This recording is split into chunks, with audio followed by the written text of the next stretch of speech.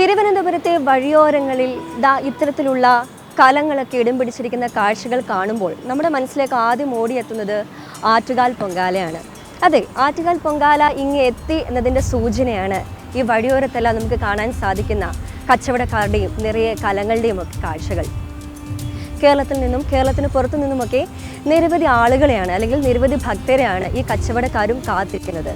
കച്ചവടമൊക്കെ കഴിഞ്ഞ് ആറ്റുകാൽ അമ്മയ്ക്ക് പൊങ്കാല അർപ്പിച്ചതിന് ശേഷമാകും ഇവരും മടങ്ങുക.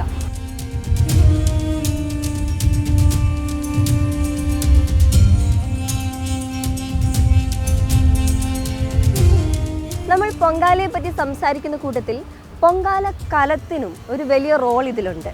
പൊങ്കാല കലത്തിനും പറയാൻ ഒരുപാട് കഥകളുണ്ട്. ഇപ്പോൾ എൻ്റെ കൂടെ ഉള്ളത് മണികണ്ഠൻ ചേട്ടനാണ്. മണികണ്ഠൻ ചേട്ടൻ 8 വർഷമായിട്ട് ഇവിടെ തന്നെ വന്ന് കച്ചവടം ചെയ്യുന്ന ആളാണ്. ചേട്ടൻ്റെ അടുത്ത് നമുക്ക് കൂടുതൽ കാര്യങ്ങൾ ചോദിച്ചറിയാം.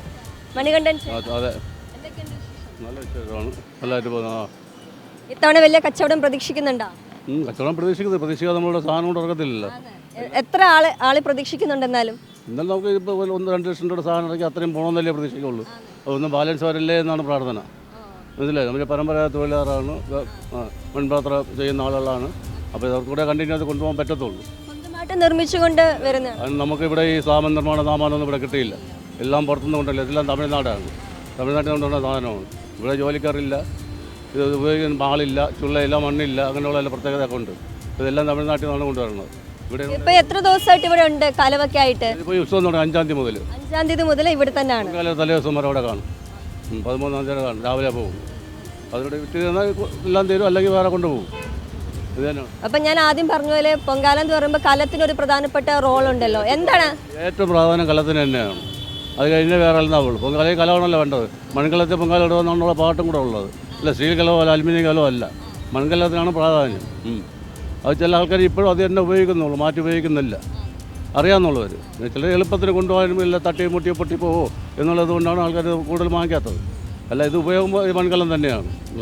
പൊങ്കാലയ്ക്ക് പുതിയ മൺകലം തന്നെ വേണമെന്ന് പറയുന്നുണ്ടല്ലോ, അതിൻ്റെ പിന്നിലെ കാരണം എന്താണ്? നമ്മൾ ഒരിക്കൽ ഉപയോഗിച്ചത് പിന്നെ എടുക്കില്ലല്ലോ. അതുകൊണ്ട് പുതിയ മൺകലം തന്നെയാണ് വേണ്ടത്, പഴയതായാലും എടുക്കില്ല. ഏതൊക്കെ തരത്തിലുള്ള കലങ്ങളുണ്ട് പൊങ്കാലയ്ക്ക് വേണ്ടി? ചെറുത് മുതൽ 1/4 കിലോ മുതൽ 1/2 കിലോ, 3/4 കിലോ, 1 കിലോ, 1.5 കിലോ, എൻ്റെ ഓരോ കുടുംബത്തിൻ്റെ ആളുകളുടെ എണ്ണം അനുസരിച്ച് അങ്ങനെയാണ്.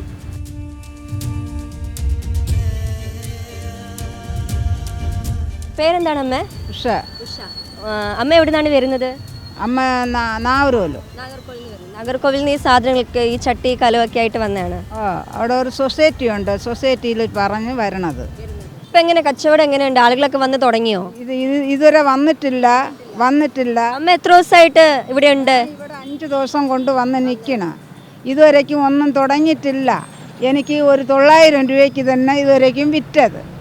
ഇതുവരെ വിൽക്കാൻ ആരംഭിച്ചിട്ടില്ല, ഇനി തന്നെ ആരംഭിക്കും. പക്ഷേ നാളെ തൊട്ട് ആരംഭിച്ചാലും ഉണ്ട്. അപ്പം എല്ലാ തവണയും ആറ്റുകാലമ്മയുടെ അടുത്ത് പോകാറുണ്ട്? ആറ്റുകാലമ്മയ്ക്ക് ഞാൻ 2 കൊല്ലം കൊണ്ട് തന്നെ വന്നിരിക്കണം. പക്ഷേ നമുക്ക് ഇത് മനയാനുള്ള ആളില്ല. ഞാൻ ശമ്പളത്തിന് ചെയ്ത് ഞാൻ വിലയ്ക്ക് എടുത്തുകൊണ്ട് വരും. അമ്മ എല്ലാ കൊല്ലവും പൊങ്കാലയിടാൻ പോവോ? പൊങ്കാല ഇടാൻ പോകും. അപ്പം എല്ലാ തവണയും ഇങ്ങനെ പല പല ആഗ്രഹങ്ങളൊക്കെയാണ് അമ്മയുടെ അടുത്ത് പറയുന്നത്. പല പല ആഗ്രഹങ്ങളും അമ്മയുടെ അടുത്ത് പറയും. നമ്മളെ കഷ്ടത്തിനെ അമ്മയുടെ അടുത്ത് പറയും. നമ്മളെ കലം ചെയ്യണ തൊഴിലേ അമ്മയുടെ അടുത്ത് പറഞ്ഞ് തന്നെ നമ്മളിവിടെ കൊണ്ടുവരാൻ പറ്റും. അമ്മയ്ക്ക് അത് തുടങ്ങി ഈ കലം ചെയ്യാൻ തുടങ്ങുമ്പോൾ അമ്മയെ നേവിച്ചിട്ട് തന്നെ നമ്മൾ തുടങ്ങും. അമ്മയ്ക്കുള്ളതില്ലേ, അമ്മയ്ക്ക് നേവിച്ചിട്ട് തന്നെ അമ്മയെ തുടങ്ങും, അല്ലാതെ തുടങ്ങില്ല. അപ്പോൾ തന്നെ നമുക്ക് ആ കലവും ഒരു തേറ്റി കിട്ടും. നമുക്കിവിടെ കൊണ്ടുവന്ന് കച്ചവടവും ചെയ്യാൻ പറ്റും. അമ്മയ്ക്ക് അനുഗ്രഹം ഇല്ലാതെ ഇവിടെ നമുക്ക് വരാൻ പറ്റില്ല. അങ്ങനെയുള്ള ഒരിത്. എത്ര നാൾ മുന്നേ ഈ സ്റ്റോക്കൊക്കെ വെച്ച് തുടങ്ങി കാണും? 6 മാസമായി ഇത് സ്റ്റോക്ക് വയ്ക്കും. നമ്മൾ 6 മാസത്തിന് മുമ്പേ ഇത് ചെയ്യാൻ തുടങ്ങിയാൽ തന്നെ നമുക്ക് അമ്മേരെ പൊങ്കാലയ്ക്ക് 1 മാസത്തിന് മുമ്പേ എല്ലാം ചെയ്ത് തീരും. അതിന് 1 മാസത്തിന് മുമ്പേ ഇവിടെ കൊണ്ടുവന്നാൽ തന്നെ നമുക്ക് ഈ ഇടം കിട്ടും.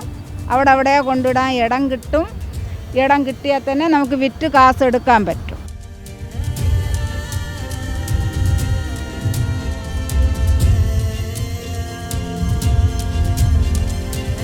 ഇപ്പോൾ എൻ്റെ കൂടെ കൃഷ്ണമ്മയുണ്ട്.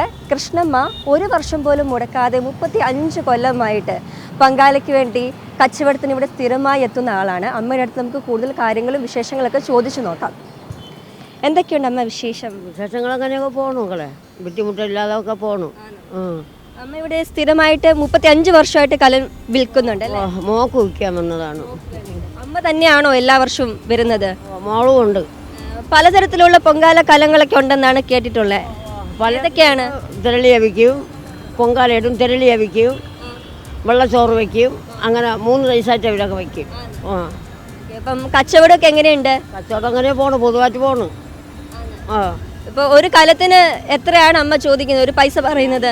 250 ചോദിക്കും, 200 രൂപ 200 ചോദിക്കും, അവർ 225 രൂപ തരും. 5 രൂപ തരും. എങ്ങനെ വില പേശിയാണോ ചോദിക്കുന്നത് അതോ? വില ചോദിച്ചിരുന്നു, വില അവർ ചോദിക്കാൻ നമ്മൾ പറയുന്നു. അവർ ചോദിക്കുന്ന വിലയ്ക്ക് അമ്മ കൊടുക്കും? കൊടുക്കും, കൊടുക്കും. പിന്നെന്താ ഇത്തവണ പൊങ്കാലയിടാൻ പോകുന്നുണ്ടോ? നമ്മൾ നമ്മൾ പോയോണ്ടിരുന്ന മോളെ, ഇപ്പോൾ കൊച്ചു മാളും പേര മരിച്ചതിന് ശേഷം നമ്മൾ പൊങ്കാല ഇടില്ല. അതിന് മുമ്പേ ഇട്ടുകൊണ്ടിരുന്നു പൊങ്കാല. ഓക്കെ.